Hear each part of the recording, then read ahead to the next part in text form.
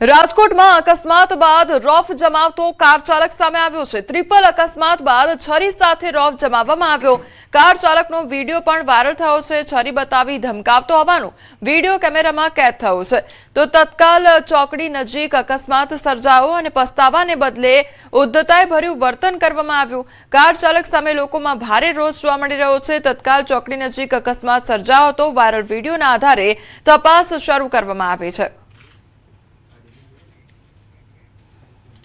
રાજ્યમાં કાયદો અને વ્યવસ્થાની સ્થિતિ કથળી હોય તેમ છેલ્લા 5 દિવસમાં જ હત્યાના અનેક ચોંકાવનારા બનાવો સામે આવ્યા છે। અમદાવાદ ગ્રામ્ય અને શહેરમાં એક જ દિવસમાં હત્યાની 3 ઘટનાઓ બની, જેમાં સરખેજમાં લગ્નના માત્ર 3 જ મહિનામાં પતિએ તેની પત્નીની ઊંઘમાં જ છરી મારી હત્યા કરી દીધી। વિરમગામમાં વેપાર ધંધાની બોલાચાલીમાં માતા અને પુત્રએ જ તેના પિતાને લાકડાના ધોકા મારી મોતને ઘાટ ઉતાર્યા, જ્યારે ધોળકામાં મિત્ર દ્વારા જ મિત્રની હત્યા કરી હોવાની ઘટના સામે આવી છે। બીજી તરફ સુરતમાં પણ છેલ્લા 3 દિવસમાં હત્યાના ચિંતાજનક આંકડાઓ સામે આવ્યા છે। લાલગેટના હોડી બંગલા પાસે અલ્તામસ અંસારી નામના યુવકની તેના જ સંબંધીને તીક્ષ્ણ હથિયાર વડે હત્યા કરી અને સિંગણપોરમાં ચા પીવા ગયેલા 2 મિત્રો પર યુવકોના ટોળાએ ચપ્પુ વડે જીવલેણ હુમલો કરી પતાવી દીધા। તો ખટોદરામાં નોકરી ન હોવાથી 1 મહિનાનું ભાડું મોડું આપવાનું કહેતા ઉશ્કેરાયેલા મકાન માલિકે ભાડુઆત યુવક અને તેના પરિવારને ઢોર માર મારી યુવકની હત્યા કરી નાખી છે। તો આ તરફ સુરત ગ્રામ્ય પીપોદરા જીઆઈડીસીમાં બાઇક પર આવેલા અજાણ્યા ઈસમોએ યુવકની તીક્ષ્ણ હથિયારના ઘા ઝીકી કરપીણ હત્યા કરી દીધી હતી। આ તમામ ઘટનાઓને પગલે પોલીસની કામગીરી પર અનેક સવાલો ઉઠ્યા છે। સુરત ગ્રામ્યના માંગરોળ તાલુકાના પીપોદરા જીઆઈડીસી વિસ્તારમાં આવેલી બંસરી ઇન્ડસ્ટ્રીઝમાં મોડી રાત્રે એક યુવકની કરપીણ હત્યાની ઘટના સામે આવી છે। બાઇક પર આવેલા અજાણ્યા ઈસમોએ યુવક પર તીક્ષ્ણ હથિયાર વડે જીવલેણ હુમલો કરી હત્યા નિપજાવી। તો ઘટનાને અંજામ આપ્યા બાદ હુમલાખોરો ફરાર થઈ ગયા। જાણ થતાં પાલોદ પોલીસ તાત્કાલિક ઘટનાસ્થળે પહોંચી આવી હતી અને તપાસ અને આગળની કાર્યવાહી પણ શરૂ કરી છે। તો મૃતદેહને પોસ્ટમોર્ટમ માટે ખસેડવામાં આવ્યો છે। મૃતક યુવકનું નામ રાજુ મારવાડી હોવાનું પ્રાથમિક તપાસમાં સામે આવ્યું છે। અમદાવાદના નરોડા જીઆઈડીસીમાં આગની ઘટનાનો મામલો સામે આવ્યો છે। સારવાર દરમિયાન વધુ એક મજૂરનું મોત નીપજ્યું છે। પરિવારજનો મૃતદેહ લઈને કંપની ખાતે પહોંચ્યા।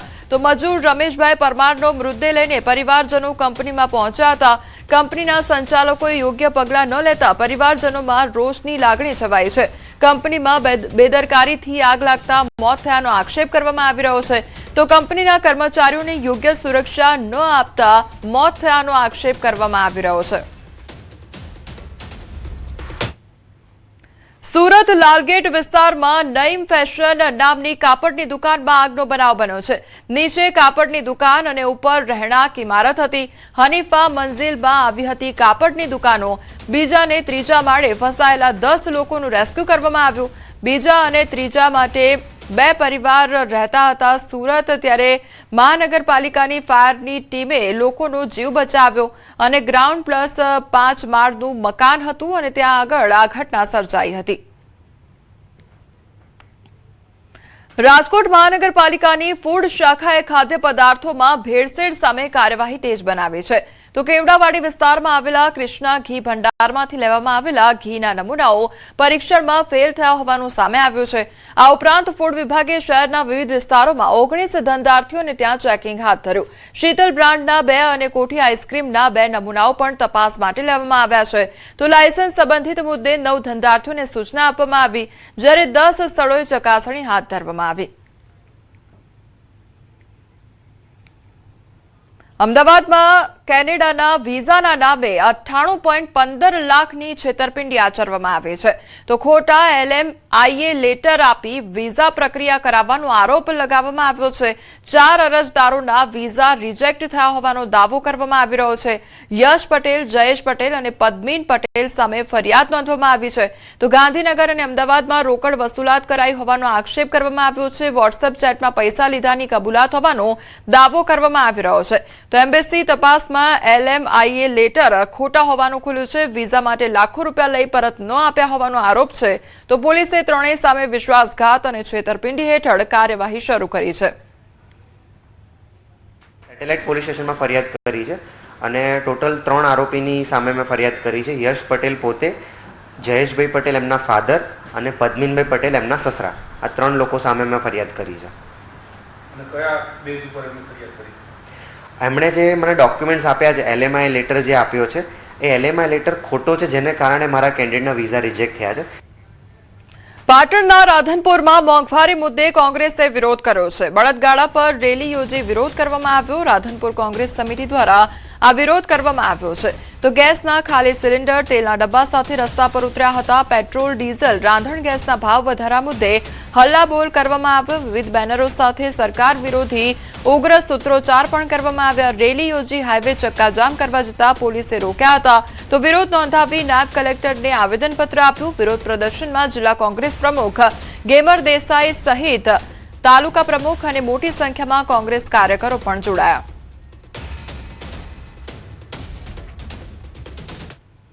અરવલ્લીના ભિલોડા ખાતે કોંગ્રેસના ધરણા અને મોંઘવારી, બેરોજગારી અને પેપર ફૂટવા મુદ્દે વિરોધ કરવામાં આવ્યો.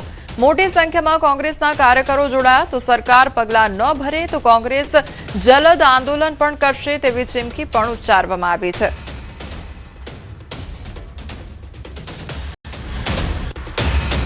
ઓલ ઇન્ડિયા કોંગ્રેસ કમિટી દ્વારા ભારત દેશની અંદર મોંઘવારી માજા મૂકી છે. બેરોજગારીઓને રોજગારી નથી મળતી. આ ભારતીય જનતા પાર્ટીની ડબલ એન્જિનની સરકારમાં ડબલ ભાવ વધારો થઈ રહ્યો છે. રાંધણ ગેસ હોય, પેટ્રોલ હોય, ડીઝલ હોય, અનાજ હોય, કઠોળ હોય, કરિયાણું હોય, અસહ્ય મોંઘવારીના મારમાં જનતા પીસાઈ રહી છે. વિદ્યાર્થીઓનું ભાવિ જે અંધકારમય કરવામાં આવી રહ્યું છે એના માટે પણ આગામી સમયમાં અમે અહિંસક લડત ચલાવી અને વિદ્યાર્થીઓને ન્યાય માટે પ્રયત્ન કરીશું. રાજકોટમાં બાબા બાગેશ્વર દરબાર વિવાદ વધુ એકવાર ગરમાયો છે. વિજ્ઞાન જાથાએ પોલીસમાં ગુનો દાખલ કરવા અરજી કરી તો ધીરેન્દ્ર શાસ્ત્રી અને આયોજકો સામે કાર્યવાહીની માંગ કરવામાં આવી રહી છે. કાર્યક્રમમાં અંધશ્રદ્ધા પ્રોત્સાહિત કરાઈ હોવાનો આરોપ છે. તો પરચી કાઢવી, ધૂણવા જેવી પ્રવૃત્તિઓ સામે ગંભીર પ્રશ્નો ઉઠ્યા છે. આયોજકો પર નિયંત્રણ ન હોવાનો દાવો પણ કરવામાં આવી રહ્યો છે. ધૂણવાના દ્રશ્યો શરમજનક ઘટના બની છે. લોકોનું માથું નીચું થઈ ગયું છે. તો આ બધી પરિસ્થિતિની અંદર વિજ્ઞાન જાથાએ આ વખતે બાબા બાગેશ્વર ધીરેન્દ્ર શાસ્ત્રી ઉપર વગર લાયસન્સે ઉપચાર કરવો માનસિક બીમાર લોકોનો અને તે સંબંધી તેના ઉપર અલગ ગુનો દાખલ કરવો. આયોજકો રાતના 12 વાગ્યા સુધી 50 મોટા સ્પીકરો વગાડે છે, ઘોંઘાટ કરે છે, મંજૂરીનું પાલન નથી કરતા, જાહેરનામાનો ભંગ કરે છે. તે સંબંધી આયોજકોના તમામ સદસ્યો ઉપર પણ ગુનો દાખલ કરવાની પ્રક્રિયા હાથ લીધી છે. 1-2 દિવસની અંદર નિવેદન આધારે FIR દાખલ કરવામાં આવશે. સુરતમાં થયેલ ભૂતિયા ડિમોલેશન મામલે કતારગામ MLAનો ખુલાસો થયો છે અને SMCના અધિકારીઓ દ્વારા ડિમોલેશન કરવામાં આવ્યું હોય તે પ્રકારનો ખુલાસો કરવામાં આવ્યો છે. સુરતમાં નાસિરનગરમાં 100થી વધુ મકાન ડિમોલેશન મામલે કોર્પોરેશનના અધિકારીઓ સ્થળ પર હતા તેવી પણ વાત કરવામાં આવી છે. તો અધિકારીઓના નામ અંગે પણ ખુલાસો કર્યો છે. ડ્રેસમાં લોકો આવ્યા અને લોકોના ઘર ધ્વસ્ત કર્યા તેવી વાત પણ કતારગામના MLA દ્વારા કરવામાં આવી છે. એ પ્રાથમિક દ્રષ્ટિએ મને જે કોર્પોરેશનના અધિકારીઓ દેખાઈ રહ્યા છે તો મને સીધું એવું લાગે છે કે એ લોકો અંદર હોઈ શકે. કારણ કે સ્થળ ઉપર આખા ડિમોલેશનના સમય દરમિયાન એ જ લોકો હાજર હતા. અમુક અન્ય પોલીસ અધિકારીઓ પણ હાજર હતા. હાથ ઊંચા કરી અને બતાવતા, માર્ગદર્શન કરી રહેતા એવું સ્પષ્ટ આમાં ચિત્ર દેખાઈ આવે છે. છતાં પણ એમ કહે છે કે અમે નથી કર્યું. એટલે આ ચોક્કસ શંકાના દાયરામાં છે આ અધિકારીઓ અને એને પ્રોટેક્શન આપનારા અધિકારીઓ પણ શંકાના દાયરામાં છે. ઘણા અધિકારીઓ હાજર હતા. એમાં બેના નામની મને ખ્યાલ આવ્યો છે. એક રામજીવાલા અને એક સુજન પ્રજાપતિ. અને આ અધિકારીની સુજનની છાપ પણ એવી છે. એટલે આની તપાસ તો થવી જ પડે અને કરશે સરકાર. તો એ RDDમાં નોકરી કરે છે એ મારા જાણમાં છે. તો RDDમાં નોકરી કરે ને ત્યાં સ્થળ ઉપર શું કરતા હતા ભાઈ? અને આગળ પણ ભૂમિકા જે ઝોનમાં નોકરી કરી છે ઝોનમાં પણ એની વિવાદાસ્પદ ભૂમિકા રહી છે. એટલે એની તો તપાસ, એની આર્થિક તપાસ પણ થવી પડે કે એની પાસે કમાણી, એનો પગાર શું છે અને શું એને મિલકતો કે એની પાસે શું છે. કોર્પોરેશનના અધિકારીઓ જ પોતાના યુનિફોર્મમાં છે. એટલે બહારના કોઈ આવી ગયા એવું છે નહીં. જે છે એ કોર્પોરેશનના અને પોલીસ આ બે જ સ્ટાફ ત્યાં હતો. બાકી જે કોર્પોરેશનની જે ડિમોલિશન માટેના હથિયારો કે કાંઈ પણ જ્યારે સાધનો મગાવતી હોય, જે કોન્ટ્રાક્ટ બેઝ ઉપર મગાવતી હોય એ એજન્સીના માણસો હતા. સુરતના નાસિરનગર ભૂતિયા ડિમોલેશનના વિવાદ વચ્ચે એસએમસીના અધિકારી ઉતર્યા રજા પર. સેન્ટ્રલ ઝોનના કાર્યપાલક ઇજનેર જયાગ જીવન રામજીવાલા ઉતરી ગયા છે રજા પર. તો નાસિરનગરના ડિમોલેશન મામલે ઘેરાયા હતા. આરોપોથી બચવા માટે રજા પર ઉતરી ગયા છે તેઓ. સેન્ટ્રલ ઝોનના કાર્યપાલક ઇજનેર જયાગ જીવન રામજીવાલા માથે રૂમાલ બાંધી હાજર હતા અને હવે તેઓ ફરજ પર નથી હાજર અને આ સાથે તેઓ રજા પર ઉતરી ગયા છે.